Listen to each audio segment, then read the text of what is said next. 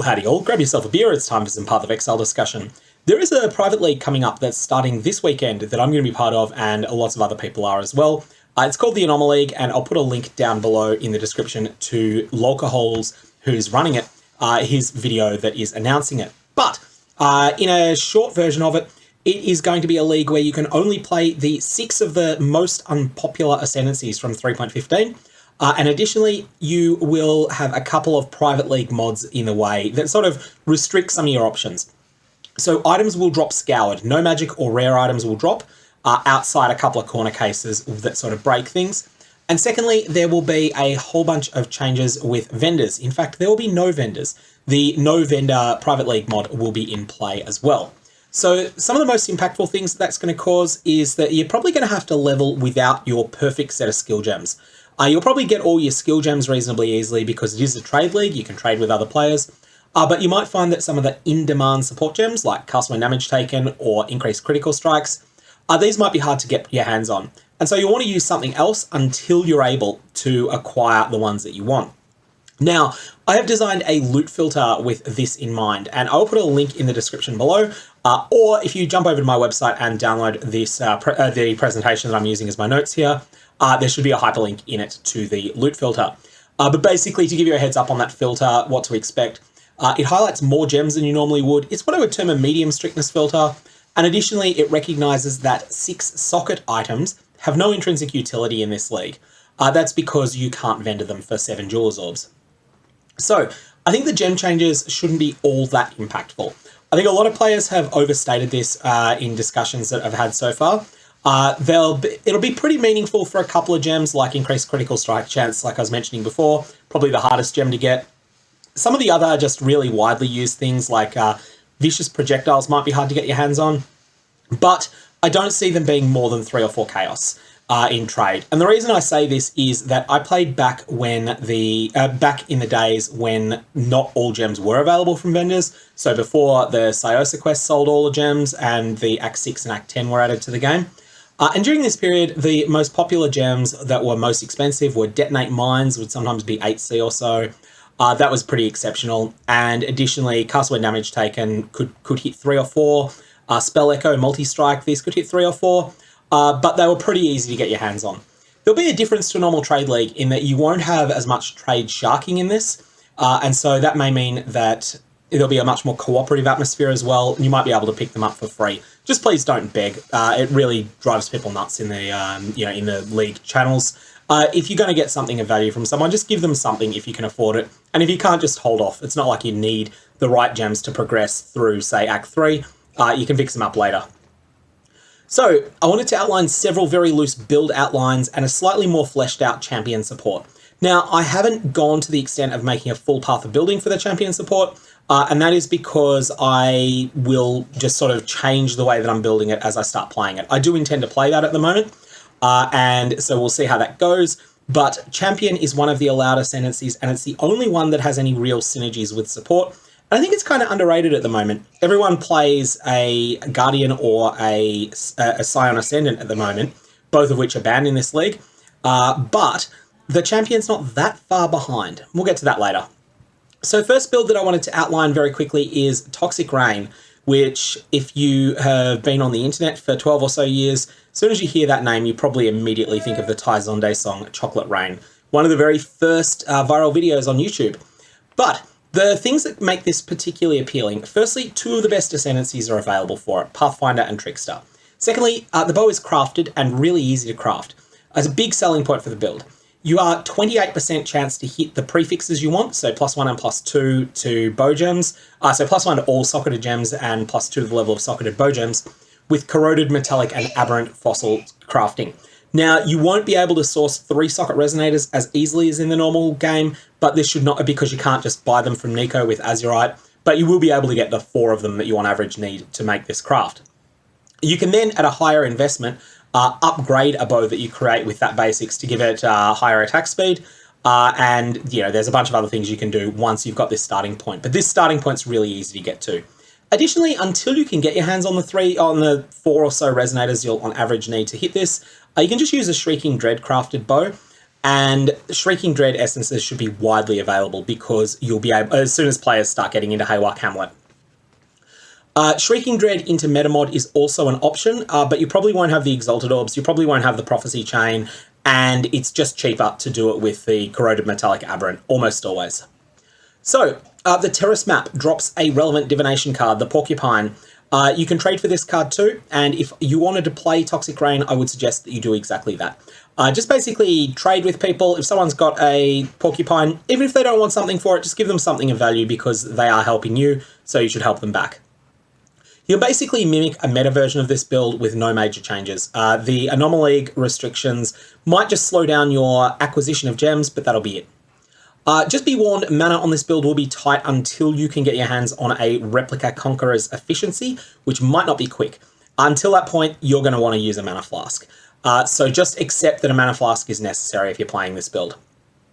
Next up is Darkscorn Scourge Arrow. Now, fair warning on this build. This is trade dependent, and this is something that you want to have a backup plan if you're deciding to go for this. So, Darkscorn is the same tier of rarity as Chevron's Wrappings or Skyforth, and there are no substitutes for this item. There are no divination cards. If you're playing this build, you need to get a Darkscorn.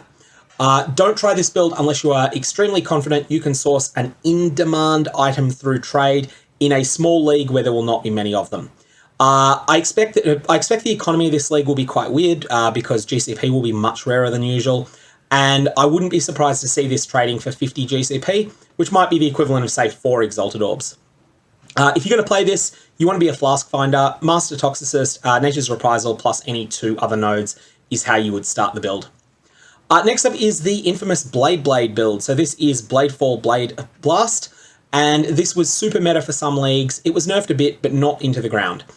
This can work as a Chieftain build for sure. Fire conversion, Avatar of Fire, using the Chieftain's native added Phys as extra fire, and lots of damage. You can actually copy-paste build guides from the sort of 3.13 era when this build was meta. If you want, just have a bit of a quick sanity check, make sure they still work, and you'll probably need to accept that you're not quite going to get as good a set of items as someone might have had in 3.13, but you should still be able to make this work. I also see no reason this couldn't work as an Elementalist with a tri-element focus, possibly using the Sadist cluster jewel notable and stacking several copies of that. Or additionally, you could run it as a poison build as a Flask Finder. Lots of options there, and I'll leave this up to you. Just that the core of Bladefall Blade Blast is still really solid. It's not as good as it was in 6 months ago, but it's still good. Next thing I'd mention is a champion physical archer. So this build can be gotten going with Replica Infractum once that comes onto the market. And one of the things that's good about Replica Infractum is that it will often be pulled out by someone that's running Heist as a 5-link or a 6-link.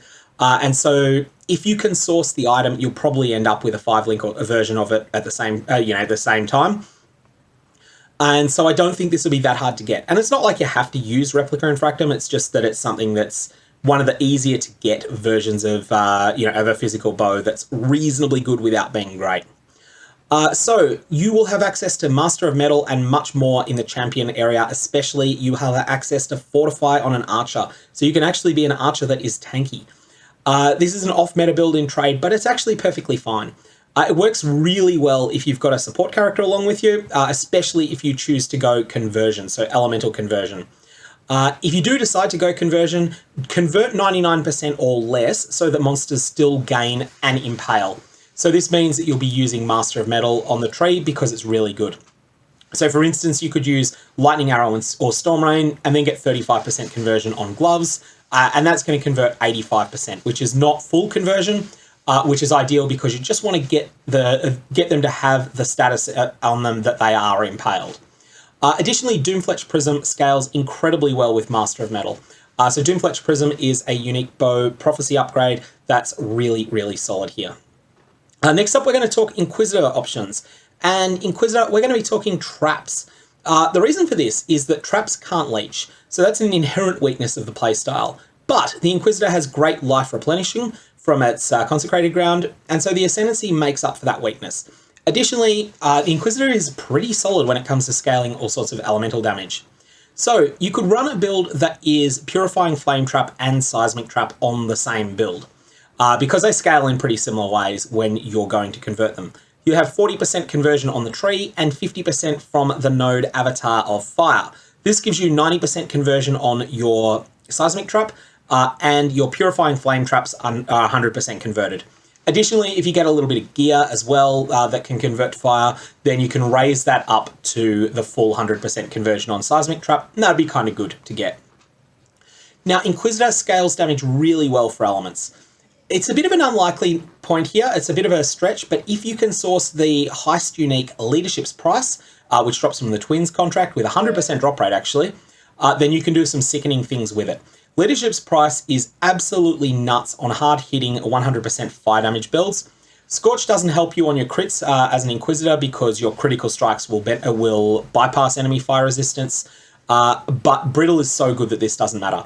And for that matter, maybe you just will spec out of the, I think it's called Inevitable Judgment, the Inquisitor node that causes your crits to ignore enemy resistances for elements.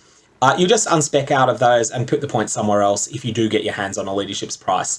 I think there's a really solid core for a build there.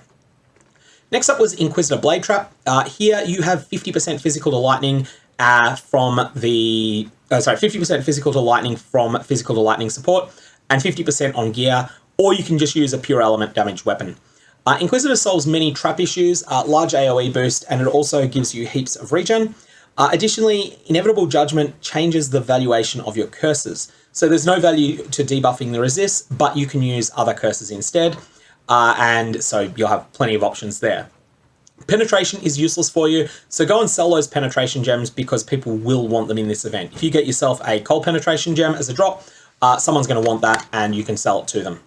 Note that the temple uniques for gloves don't do what you really want on this, and that is to make the fanaticism work on you. Fanaticism is a more multiplier to cast speed. Unfortunately, Architect's Hand and Slave Driver's Hand only function on increases and reductions. The gloves may still be worth using, especially the Slave Driver's Hand, but they're not necessarily great. So the next build I wanted to discuss is Inquisitor Cast on Critical Strike. Of course, there was a great April Fool's meme a few years ago where they changed the trigger gems to be cats instead, so this is cats on Critical Strike. Unfortunately, that was just available on April Fool's Day once. So any assassin cats on crit build can be changed over. Shorter range stuff will play better to the assassin's strength, so that's things like Novas, etc.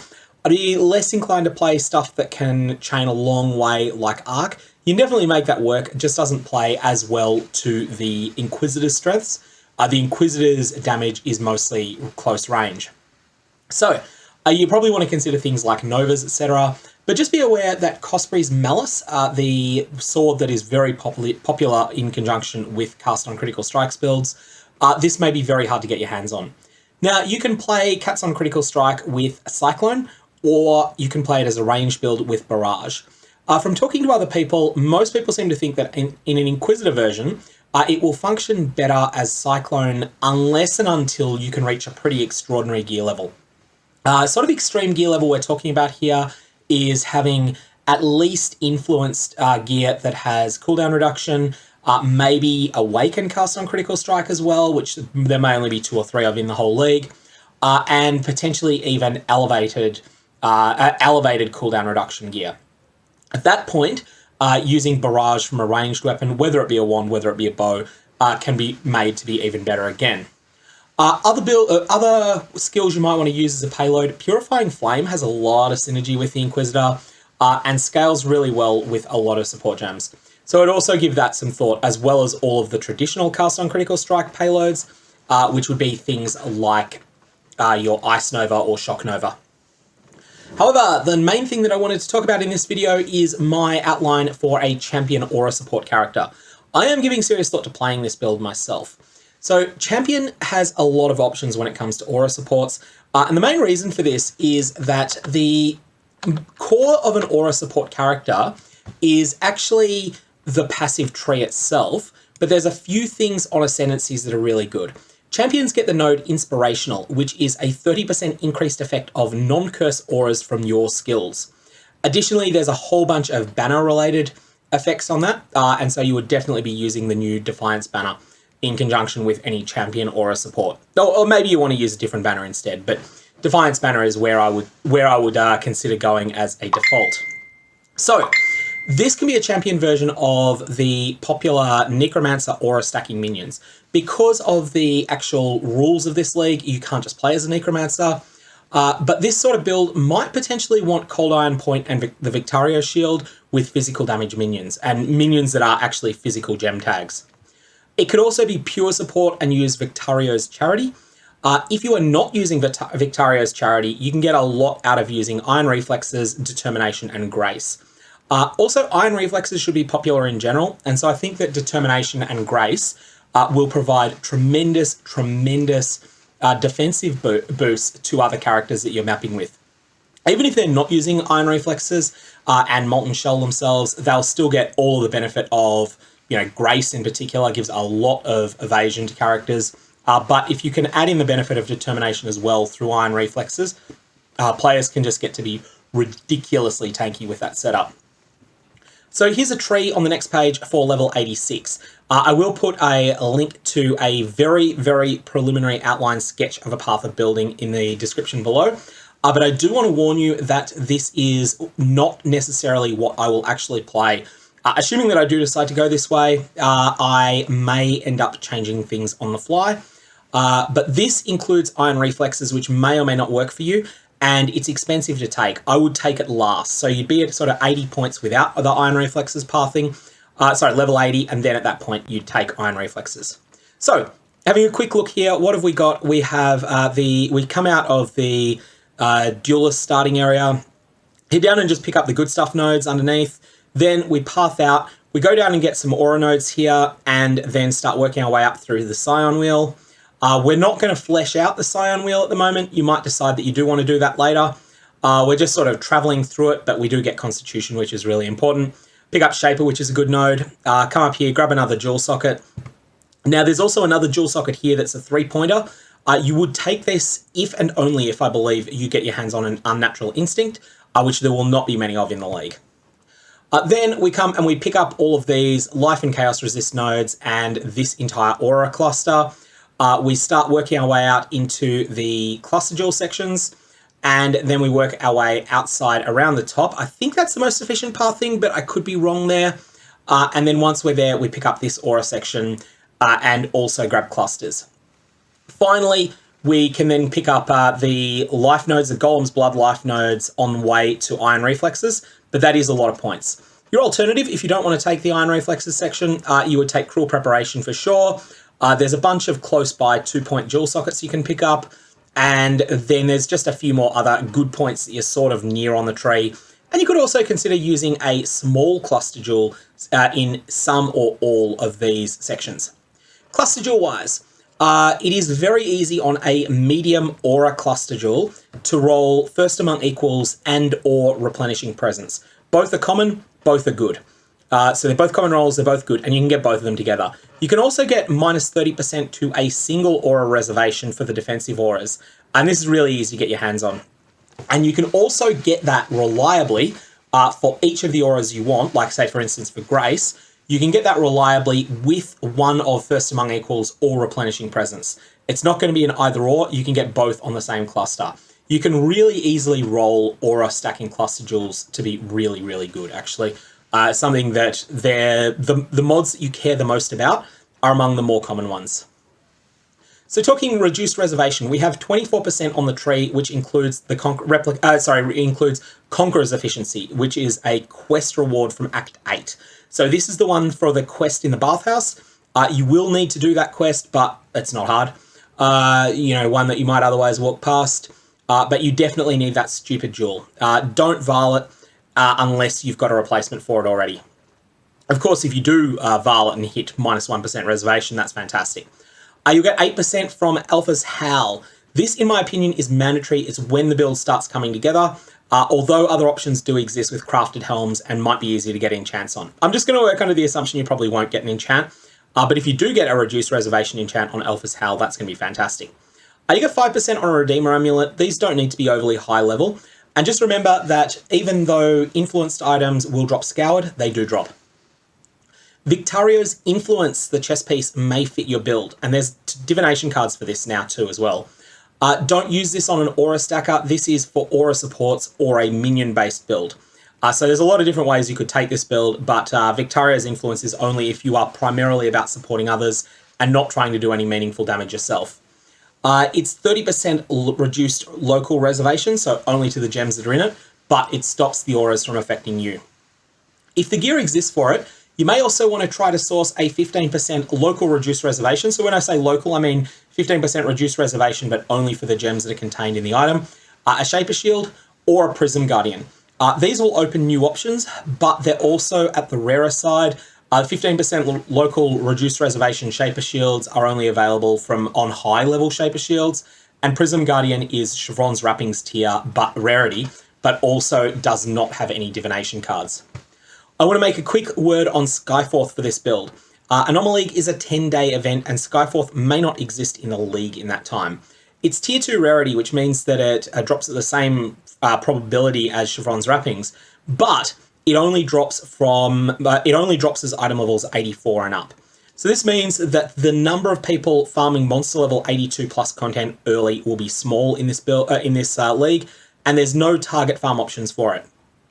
So for that reason, if you get this item, use it and turn on Discipline at that point, and maybe redesign your whole build around it, but don't count on seeing this item. Skyforth is super, super rare. Anyway, that's all I've really got there. That should be, hopefully, a little bit of an outline as to what I'm thinking of doing for a support, and then also a whole lot of other ideas. If you want to be more active yourself and clear without help, then there's a whole bunch of things you can consider here. But by all means, work on your own build as well, and have fun in the Anomaleague. I will see you around. May your Varlorbs have interesting results.